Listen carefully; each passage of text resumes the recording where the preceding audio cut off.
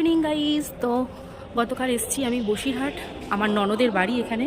তো প্রায় 15 থেকে 16 বছর পর আমি ননদের বাড়ি আসলাম।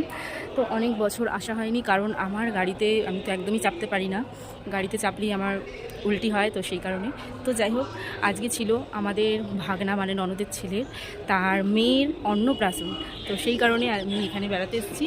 তো দুপুরবেলা অনুষ্ঠান তো হয়ে গেছে, আর এখন বিকেলবেলা একটুখানি ছাদে আসলাম। তো ছাদটা দেখো কত সুন্দর,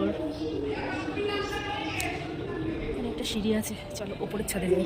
গাইস, আমি সেভাবে জোরে কথা বলতে পারছি না, তোমরা একটুখানি কষ্ট করে শুনে নিও। তো এখানকার পরিবেশটা শুধু দেখো, উপর থেকে দেখাই একটু তোমাদেরকে, কি দারুণ যে লাগছে কি বলবো।